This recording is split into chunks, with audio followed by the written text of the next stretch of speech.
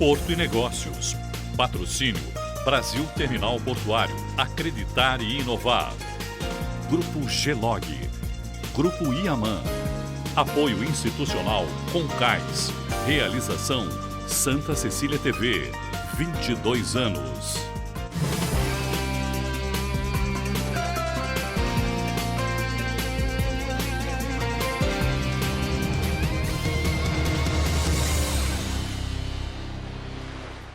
Olá, está no ar Porto e Negócios, o nosso espaço semanal para que possamos debater assuntos importantes em relação aos portos internacionais, portos do Brasil e principalmente em relação ao Porto de Santos. Esta semana vamos debater um assunto que é muito importante para o segmento portuário. Vamos falar de meio ambiente. E para isso, recebo os advogados Maria Cristina Gontijo e Antônio Lauan. Doutora, obrigado pela presença, um prazer enorme te ter aqui novamente no Porto e Negócios. Maxwell, é um prazer estar aqui novamente para falar de um assunto que é tão importante na agenda e que eu, como profissional, atuo e também amo como acadêmica, que é o meio ambiente e o meio ambiente marítimo e portuário. Gostaria de parabenizar o programa que vem se destacando não só, como eu disse, na região, mas em todo o Brasil. Tenho amigos que vêm assistindo pelo YouTube e é muito bom saber que o programa está se tornando uma referência para o setor. Indiscutivelmente, a importância de um programa como o Porto e Negócios é o fortalecimento da interlocução. Levar para a sociedade, para a comunidade portuária, o entendimento na melhor relação do porto com a cidade. Meu segundo convidado é o doutor Antônio Lauan. Doutor, obrigado pela presença, pela primeira vez aqui no Porto e Negócios, a gente fica bastante grato de poder ter a sua opinião e o seu conhecimento, principalmente nesse tema tão relevante que é o meio ambiente. Na verdade, eu que agradeço de estar aqui. É um programa de importância, é uma referência para a gente em matéria de comunicação, em matéria de difusão de informação, em matéria de porto, em matéria de mar, em matéria de meio ambiente, dos negócios que importam para a nossa região, para o Estado e para o país. Sou eu que fico grato da tua oportunidade e da oportunidade de difundir um pouquinho que a gente aprendeu. Para iniciar o nosso debate, eu quero tratar com a doutora Maria Cristina Gontijo sobre o primeiro simpósio de derramamento de óleo na costa brasileira, que vai ocorrer no próximo dia 16/12, aqui na Universidade Santa Cecília. Doutora, por que a realização de um simpósio como esse aqui na nossa região? Bom, Maxwell, primeiro eu fui incumbida pela ABIDEM, que é a Associação Brasileira de Direito da Energia e do Meio Ambiente, a ser a presidente do Comitê de Meio Ambiente Marítimo e Portuário. E o simpósio, com o apoio, promovido pela ABIDEM e com o apoio da Unisanta, ele veio para trazer uma luz, principalmente para quem está aqui na região sudeste, sobre os terríveis impactos que ocasionou esse derramamento de óleo na costa do Nordeste, que notadamente já chegou no Rio de Janeiro. A gente não sabe dizer se é de fato vindo do Nordeste, mas temos aí 90% de certeza que sim. E a ideia é discutir essa situação que foi caótica para parte do país que vive do turismo, que vive da pesca, e para trazer lições, inclusive, para nós aqui na região da Baixada Santista, que temos também um turismo forte no litoral norte, no litoral sul, e precisamos entender como lidar com esses problemas e também como preveni-los, até porque o responsável ainda sequer foi identificado e localizado pelas nossas autoridades. Inclusive, a investigação vem sendo conduzida pela Marinha sob sigilo. Doutor, quero pegar a tua opinião, até porque nós somos o maior porto da América Latina e um simpósio como este demonstra claramente o protagonismo do Porto de Santos. Qual é a tua percepção em relação a esse tema? E depois eu quero explorar um pouquinho a questão da responsabilização do evento que ocorreu, que é a questão do derramamento de óleo. Acidentes com óleo não são novidade no país, nem em águas oceânicas, nem em águas internas.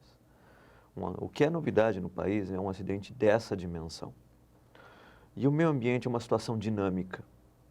Se você tem um óleo acima ou mais perto da linha do Equador, necessariamente uma determinada corrente oceânica vai trazê-lo para baixo.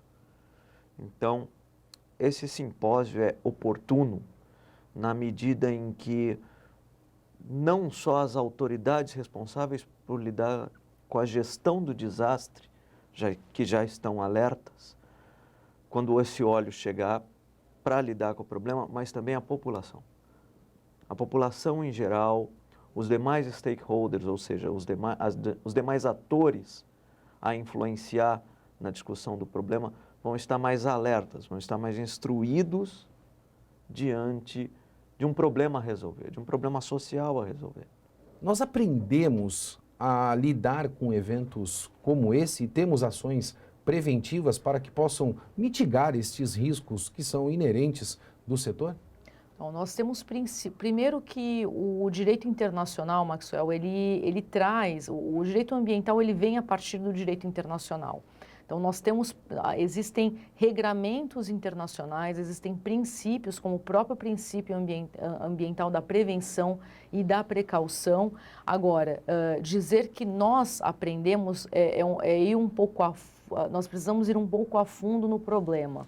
Até porque esse evento que aconteceu agora, que é 4 vezes maior que o da Baía de Guanabara, existe uma grande diferença. Primeiro, a identificação dos responsáveis. Existem princípios, existem regramentos a serem aplicados, porém que infelizmente não são aplicados não por todos os agentes da cadeia que a gente chama do shipping, da indústria marítima. Nesse caso, possivelmente, a gente fala possivelmente porque é uma grande chance de certeza, mas a gente nunca pode afirmar que é 100%. O emissor da poluição, essa poluição ela não tem uma fonte certa, não há uma identificação do responsável e tudo indica que é um navio de bandeira estrangeira, ou seja, que não é fiscalizado pelo Brasil. O Brasil ele possui uma legislação ambiental rígida que, claro, não evita grandes acidentes como aconteceu no caso da Baía de Guanabara, no caso da Chevron, no próprio caso agora que não é relacionado à área marítima, mas o caso de Brumadinho. Mas a nossa legislação é uma legislação rígida que deve ser cumprida. Diferentemente desse caso em específico que está atingindo a nossa Baía, eu digo, e posso até conversar aqui, né, com o doutor Antônio pode até falar mais do que eu, é um caso único, porque não se localizou ainda o emissor da poluição. O responsável. Doutor, o Brasil é signatário de uma série de acordos com outros países e com outros blocos também, o que pode, de certa maneira, gerar a sobreposição da lei e da legislação de um modo geral. Isso dificulta a responsabilização no caso de um incidente como esse? Ao contrário, observar esses diversos layers normativos te cria múltiplas possibilidades, a maioria delas concomitante, de trabalhar a questão do dano ocorrido ou a questão do risco exposto. Tá? Então, o fato de poder haver uma linha de responsabilização internacional do país emissor da bandeira, por exemplo, ou de outro determinado país, o arrendatário do casco, o que quer que seja, não ilide ou não exclui a possibilidade de responsabilização das entidades privadas que provocaram aquilo dentro, evidentemente, de um devido processo legal, dentro, evidentemente, de um regime de competências. Tá? Aí você está falando de regimes internacionalistas públicos, internacionalistas privados e até internos. Sim, claro. Tá? Então, uma coisa não exclui a outra. E no que toca à prevenção, sim, existe até a previsão, por exemplo, as normativas da IMO, existe as lessons learned, as lições aprendidas, em função dos desastres ou das exposições ao risco. Todavia, assim como o ecossistema é dinâmico, nós também o somos. Os avanços tecnológicos, os avanços das próprias indústrias, dos próprios negócios e das normativas internacionais implicam em comportamentos diferentes. E se você fala em prevenção, a prevenção o quê? É um comportamento previsto. Sem dúvida. O que pode reverter isso? Né? E aí eu tomo muito o exemplo das ODS 2030. Não é propriamente um código de você deve fazer assim, porque as coisas vão mudar. são cíclicas. São e cíclicas, naturalmente a mas evolução ela é constante. Faça do jeito que você quiser, desde que você atinja determinados gradientes e paradigmas de qualidade. E não é o poder público a fiscalizar isso, é o mercado contra o próprio mercado. É o mercado que regula efetivamente essas questões. A gente fala muito da questão da estabilidade jurídica dentro do nosso país e eu provoquei esse questionamento até para que eu possa fazer esta pergunta com a liberdade que eu tenho com os meus dois convidados. Nós temos a questão da estabilidade jurídica no Brasil. Qual o prazo de um processo como esse para responsabilização se efetivamente nós encontrarmos aí a empresa ou o navio que cometeu este ato na costa brasileira? Vou começar pela doutora. Vamos lá, são duas situações. Se de fato estiver o navio, se o emissor da poluição, se ele estivesse dentro do Brasil, seria encarado de uma forma. A autoridade brasileira teria jurisdição e teria competência para processar através, evidentemente, de uma ação civil pública, que é o instrumento principal para resguardar o meio ambiente, se ele estivesse no nosso mar territorial. Mas já está bem claro que ele estava em águas internacionais. Tudo leva a crer que estava fora das 200 milhas náuticas, que é a nossa zona econômica exclusiva, de acordo com a Convenção das Nações Unidas sobre o Direito do Mar, que delimita os espaços marítimos. Tá? Então, estando fora, os instrumentos a serem utilizados vão ser instrumentos de responsabilização internacional. O Brasil, como país, ele vai ter que notificar, seja o país emissor da bandeira, seja a empresa, para que responda perante um dos tribunais internacionais, notadamente pode ser o próprio Tribunal do Mar, ou outros tribunais relacionados aos estados. Então, isso eu não posso nem dizer quanto tempo levaria, porque há um espaço de tempo até ser notificado o país, até o país notificar essa empresa, emissora da bandeira, enfim. Nós estamos falando em 5, 6, 10 anos, doutora? Com base na sua experiência? Agora eu vou aproveitar e vou jogar aqui o bastão para o doutor Antônio, porque ele é um grande entendedor da parte de tribunais internacionais, esteve inclusive na Europa acompanhando alguns casos e pode falar para a gente o tempo, né? Quanto que seria um tempo a durar um processo nesse sentido. Se você está tão curioso quanto eu para saber o prazo que demandaria um processo internacional como esse, não perca o nosso segundo bloco. Vou ter que chamar o nosso intervalo, mas como você bem sabe, semanalmente nós apresentamos o nosso quadro Destaque Portuário da Semana. Roda a vinheta.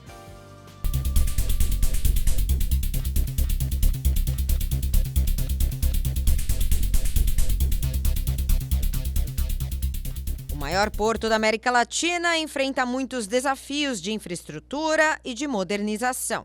Uma das ferramentas de diálogo entre as autoridades do setor e o trabalhador é o Sindicato dos Operadores Portuários. Atualmente, o SOPESP representa mais de 50 associados e participa de discussões relacionadas ao avanço no porto e também à movimentação de cargas. O presidente do sindicato falou da expectativa de investimentos no setor.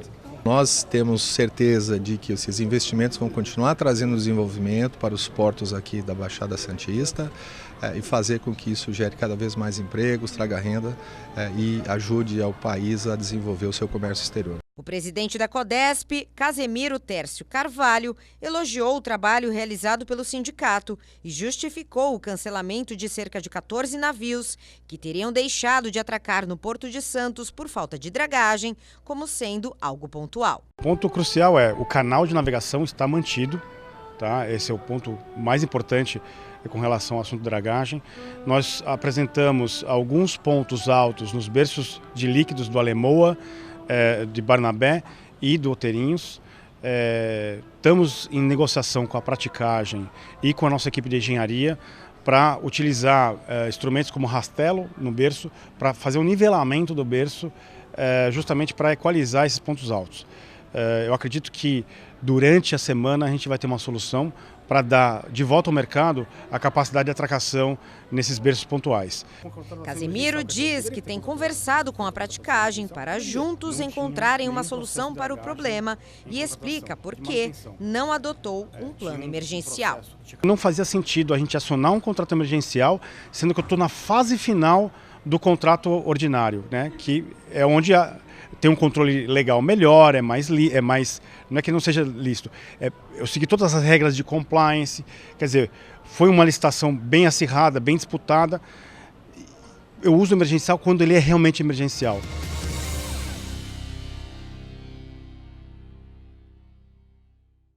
O Porto Negócio é um programa muito importante porque eles falam sobre novas coisas, novas tecnologias.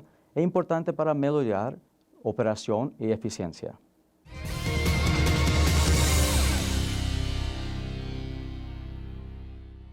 Estamos de volta com o Porto e Negócios. Não esqueça de acessar o nosso site, deixar lá o teu comentário, a tua sugestão de pauta, para que nós possamos debater aqui no nosso programa.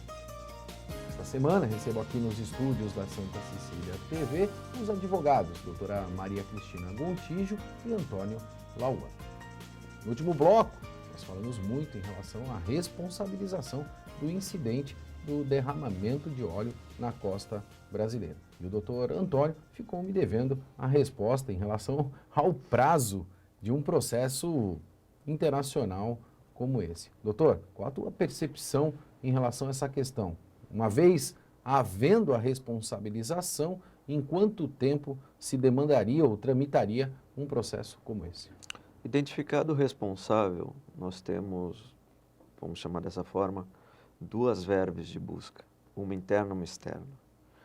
Se esse responsável tiver agentes aqui no território nacional, vai pelo direito interno, vai pelas ações civis públicas, o que necessariamente vai ter uma fase que a gente chama cognitiva, uma fase de provas, extremamente demorada. Então, eu calculo uma ação civil pública considerando fase recursal, etc. e tal, de no mínimo uns 10 anos. No âmbito internacional, nós temos várias formas de trabalhar as responsabilizações. Você pode trabalhar isso entre estados por negociação direta, pode trabalhar isso entre estados por arbitragem ou, como a doutora Gontijo falou, diretamente em alguma corte, se houver um vínculo entre uma ação desidiosa de um estado concedendo essa bandeira para o navio ou para os navios que derramaram esse sludge e o problema propriamente dito. Mas, doutor, eu preciso fazer esse questionamento para os dois. Você está falando algo em torno de 10 anos. Eu sei que quem está em casa está fazendo essa pergunta, porque eu estou me fazendo esse questionamento também. Tendo a responsabilização, vocês acreditam que a gente conseguirá uma indenização em relação a esse incidente? Já houve, em mesmas cortes, um pedido de indenização da França contra o Brasil, uma vez, tá? Era uma indenização, era um contrato notadamente financeiro, era um empréstimo. O Brasil foi condenado e o Brasil pagou. Houve uma condenação em relação ao Uruguai, foi um litígio internacional da Argentina contra o Uruguai. Houve a condenação do Uruguai e o Uruguai não foi uma condenação em dinheiro, mas o Uruguai teve que cumprir de novo todo um ritual normativo, o que implicou em gastos de dinheiro. Então, se me falarem, Antônio, é possível reaver esse dinheiro? Eu lhe respondo, é possível reaver o patrimônio equivalente. Isso é possível, sim, com um certo grau de certeza. A transferência de valores e de liquidez propriamente dita, aí já dinheiro é um exercício. Do caixa. Aí eu prefiro pegar um deck de tarô, jogar para você. Então, é imprevisível. Exatamente, mas se é possível, é possível. Existe o risco desta mancha de óleo, se assim eu posso colocar, chegar na nossa região? vamos lá, puxando até mesmo o que o Dr. Antônio brilhantemente falou, existe. A gente não pode excluir esse risco, até por conta da questão das correntes oceânicas. Veja, no Rio de Janeiro nós já tivemos um episódio da mancha chegar ao Rio de Janeiro. Então a gente não pode excluir a possibilidade de que essa mancha chegue sim ao litoral de São Paulo. E por isso a importância do simpósio, para que possamos discutir com autoridades que atuaram no Nordeste o que deve ser feito, o que podemos aprender com eventuais falhas que eventualmente ocorreram, seja no plano de contingência, ou na própria atuação do Estado, se foi demorada, se não foi demorada. Então a ideia também é trazer para esclarecer, eventualmente, o que poderíamos, o que cabe a nós, como sociedade civil, o que as autoridades devem fazer, o que o setor privado deve fazer, se eventualmente chegar aqui. Até porque ela não é uma mancha visível, ela é uma mancha que ela fica um pouco abaixo da lâmina d'água. Então ela não é, o petróleo, esse óleo que chega, que notadamente é venezuelano, como eu até disse anteriormente, existe um exame que é feito, que é como se fosse um DNA do petróleo, por ser um produto fóssil. Então existe um DNA e já se comprovou que é proveniente da Venezuela esse petróleo. E que é de difícil localização, porque ele não é visível pela superfície. Doutor, eu queria fazer esse questionamento, porque, na verdade, quando a gente se defrontou com essa questão do incidente do derramamento de óleo, claramente as autoridades identificaram como se fosse um óleo da Venezuela. Na verdade, isso está mais do que comprovado. Não existe a possibilidade de corresponsabilidade da Venezuela nesse processo? Neste caso, é a cadeia de eventos que vai dizer. Nós teremos até no simpósio um painel, uma mesa falando exatamente isso. Se não me engano, é a primeira mesa até. Nós vamos ter a mesa de transporte marítimo e segurança da navegação, que vai contar aí com autoridades, com o nosso ex-capitão dos portos do Estado, que é atualmente o comandante Pinheiro, que fez um excelentíssimo trabalho aqui em Santos, na capitania dos portos do Estado de São Paulo. Teremos também o presidente da praticagem de Santos, o comandante Souza Filho, um grande parceiro nosso. A doutora Eliane Otaviano, que já esteve aqui no programa. O doutor Antônio vai justamente falar também sobre essas nuances. E o doutor Marcelo Mata, que é advogado especialista em transporte marítimo e clubes de P&I, vai estar conosco também. Eu estarei mediando o painel. Mas é a cadeia, tá? Vou pedir esse spoiler, né? Existe a possibilidade da corresponsabilidade? Se na cadeia de eventos a Venezuela ou qualquer outro país, né? Por exemplo, o país que concedeu a bandeira da embarcação que falhou, se essa bandeira, se essa falha na concessão, se essa concessão teve uma falha, né, na observância de determinados cuidados, ou se a própria Venezuela, dentro da cadeia de eventos, não se comportou como deveria se comportar de acordo com o regramento internacional que ela própria assumiu. Não informou, por exemplo, para quem ela vendeu o petróleo. Para quem ela vendeu, ou etc. De acordo exatamente tanto com o tratado da OEA, com o TIAR aberto e com a própria Montego Bay, o dever de informação e colaboração, ela pode ser sim responsabilizada. O grande problema do dever de chamá-la pelo dever de colaboração é o seguinte: o nosso atual governo reconhece um determinado chefe de Estado e não reconhece o outro. Que é um outro problema. E aí o problema sai da raia ambiental e entra na raia diplomática. Justamente. Né? Qual que é a solução? É convocar justamente a OEA. E falar, olha, OEA, nós temos uma ata aberta, né? O TIAR foi aberto, então eu estou pedindo para a OEA comunicar a Venezuela. Por quê? Porque entendo o intermediário da OEA, tanto um governo como o outro que reconhecem a OEA como um ator de direito internacional, como um sujeito de direito internacional válido e apto, ele vai ter que responder. Essa é só uma saída, né? Evidentemente que o Itamaraty tem gente qualificadíssima, né, que vai aventar outras saídas. O Ministério do Meio Ambiente, na figura justamente do IBAMA, tem gente muito qualificada que vai aventar também outras hipóteses. Nós tivemos aí, no ano de 2019, um novo governo, né? Nós temos novas políticas. Na tua percepção, doutora, vou começar pela senhora. O Brasil, politicamente, no cenário internacional, está muito bem estabelecido ou para 2020 a gente ainda precisa caminhar com foco em políticas melhores internacionais, principalmente nas relações com outros blocos?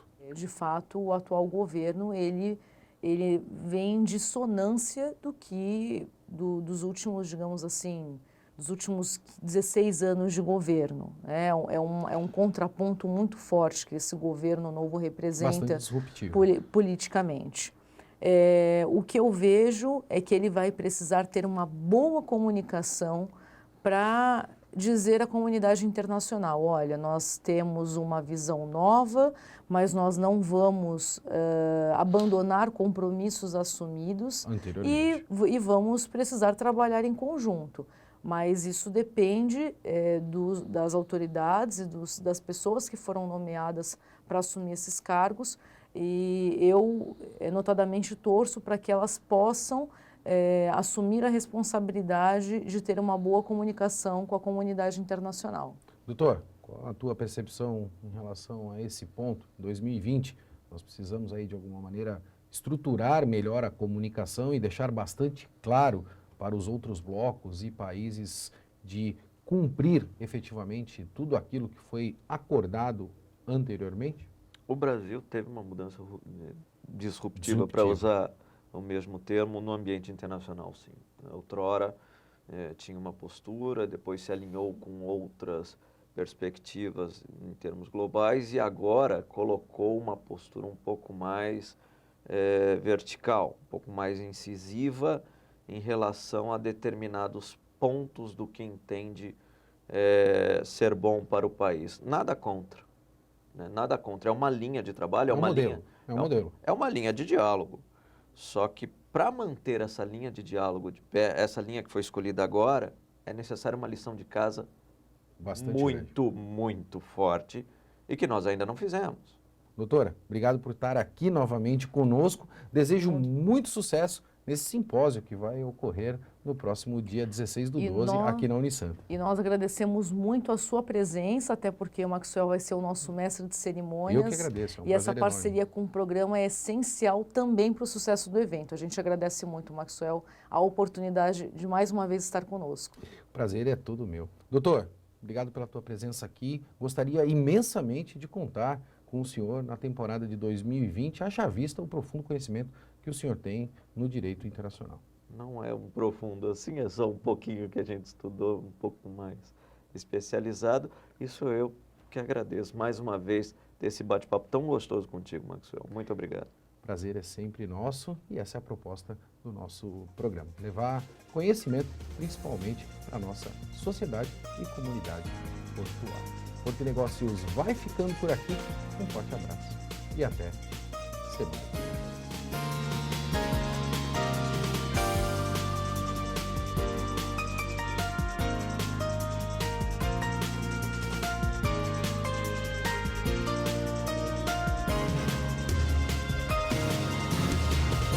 Porto e Negócios. Patrocínio Brasil Terminal Portuário. Acreditar e inovar. Grupo Gelog. Grupo Iaman. Apoio institucional Concais. Realização Santa Cecília TV. 22 anos.